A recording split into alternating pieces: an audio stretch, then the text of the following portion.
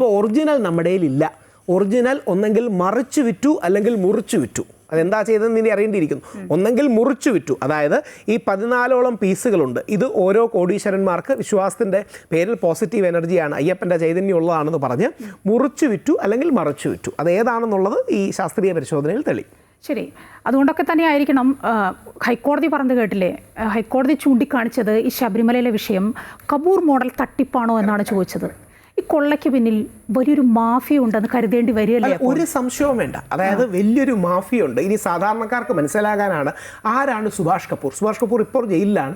സുഭാഷ് കപൂർ ഏകദേശം 1250 കോടി രൂപ 1250 കോടി രൂപ വെർത്തുള്ള ഒരു ഇല്ലിസിറ്റ് റാക്കറ്റിന്റെ നേതാവാണ് സുഭാഷ് കപൂർ.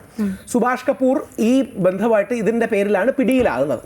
അതായത് സേക്രഡ് റിലിക്സ്, സാധാരണ ഭാഷയിൽ പറഞ്ഞാൽ വിശുദ്ധമായ റിലിക്സ്, വിശ്വാസത്തോട് ബന്ധപ്പെട്ട, ഡിവിനിറ്റിയോട് ബന്ധപ്പെട്ട ഈ റിലിക്സ്, നമ്മുടെ നാട്ടിലാണെങ്കിൽ വിഗ്രഹങ്ങൾ, പഴയ പ്രധാനപ്പെട്ട കാര്യങ്ങൾ, അല്ലെങ്കിൽ അമ്പലത്തോടോ പവിത്രമായ കരുതുന്നതിനോട് ബന്ധപ്പെട്ട കാര്യങ്ങൾ, ഇതിന് അന്താരാഷ്ട്ര മാർക്കറ്റിൽ വലിയ വിലയുണ്ട്.